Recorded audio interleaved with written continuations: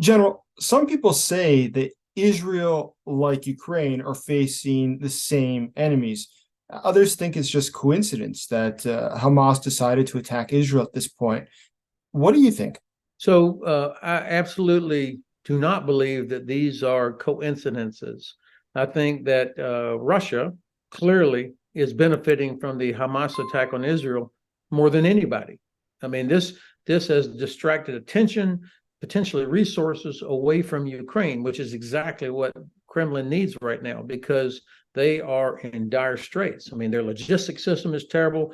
The Ukrainians get better each week in terms of their own logistics, plus the Ukrainians are continuing to degrade Russian headquarters, Russian logistics, Russian artillery. Russia has one ally that really delivers capability. That's Iran. And so when I think about what's happening in Ukraine, Russia's attack each day, Russia loses more people, more ground, not fast, but it's happening.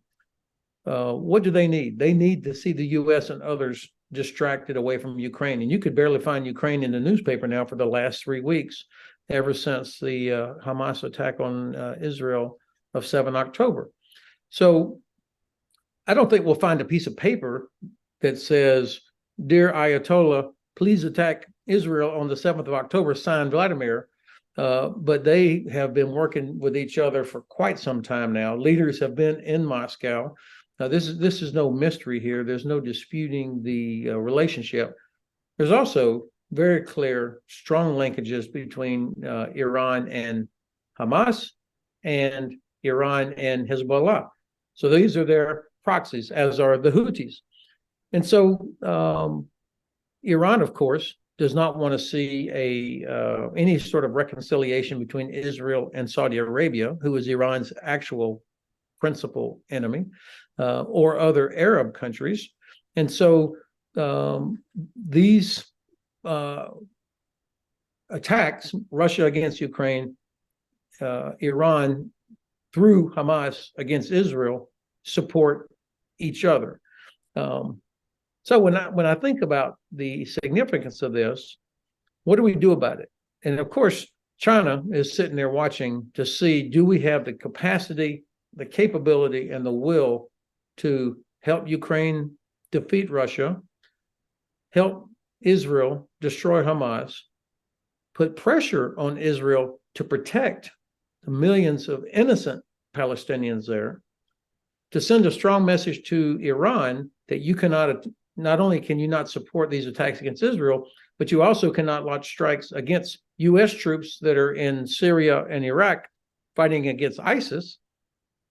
And we still have capacity left to deter China from making a terrible mistake. So that's what's going on here. And that's why I think it's important that we should be organized in such a way that we look at these as parts of a whole, not as separate, disparate problems for us.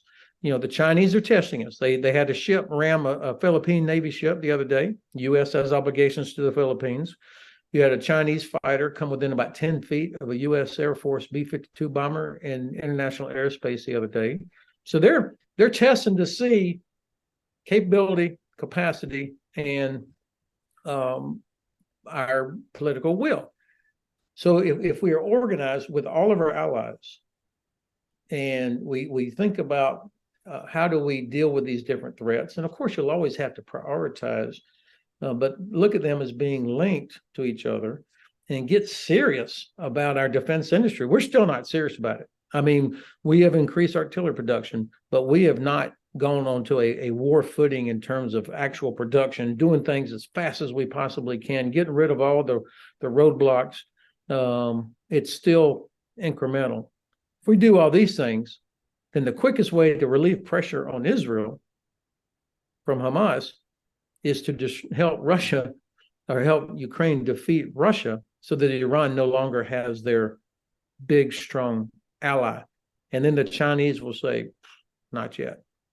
So if there was to be a major attack tomorrow on Israel, for instance, some say that the Iranians might stop using just proxies to attack Israel, but might themselves, as a country, as a state actor, directly take action against Israel. How do you think the U.S. would respond to such a scenario? Well, first of all, I think that's very unlikely that that would happen because the Iranians know or assume that Israel has a nuclear weapon. And so, from a nuclear deterrent capability, Israel will have communicated to the Iranians that they are prepared to use a nuclear weapon should Iran, in some circumstance, decide to launch a direct attack against Israel. So I think that nuclear deterrent capability of Israel is compelling to the Iranians. But I also think that the Iranians are understand that they can say and do a lot of things in public, rhetoric, they can threaten and all these kind of things. But I think privately they have heard from the United States, as well as looking out and seeing two carrier strike groups plus all the other capabilities that could be brought to bear very quickly. That they realize that they would suffer a huge price, pay a huge price if they were to directly attack Israel or significantly increase their attacks against U.S. troops anywhere.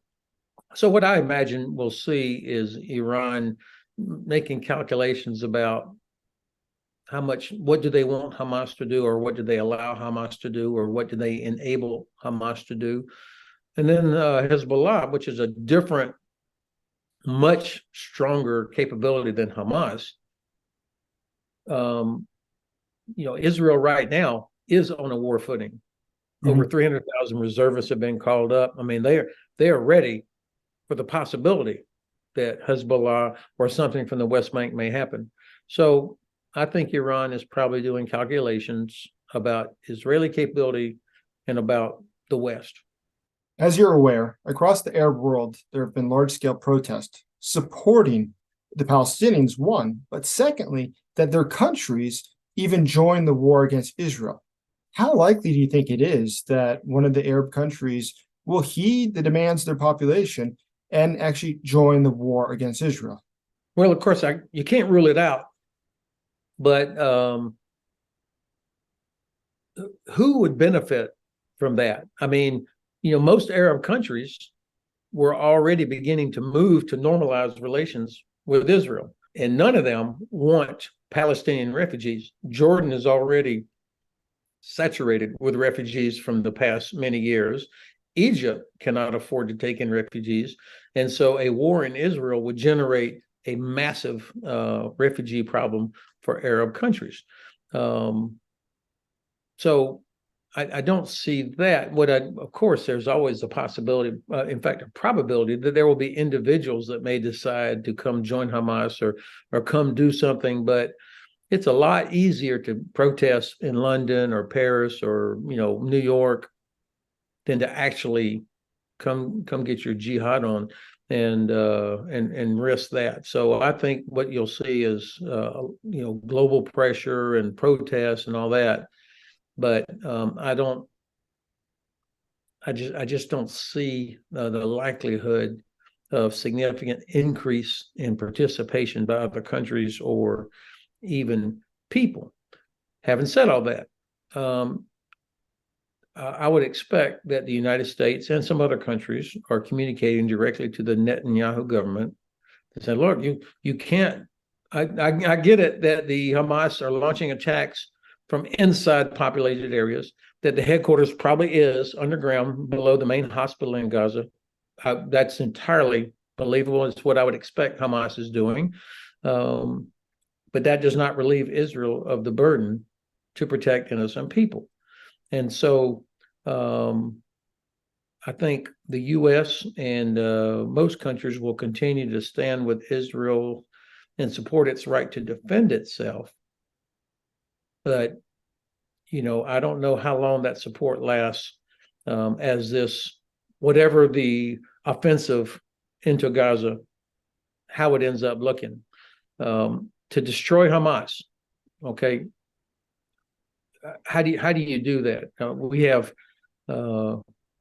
bad experience of our own trying to destroy insurgencies, terrorist organizations, unless you are able to completely isolate, the terrorist organization, separate it from financial aid, from recruiting, from all external support, and to eliminate the root cause.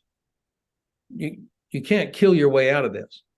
And so I think at some point the Israelis are going to have to uh, more clearly identify the objective to something that protects their people, but which is achievable and sustainable.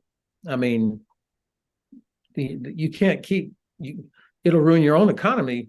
360,000 reservists called up. I mean, otherwise they'd be working somewhere, most of them. Mhm. And the idea of reoccupying Gaza again. I mean, they've already they left there, I think, 5 years ago. It's just, I think they're going to have to recalculate on what their objective is.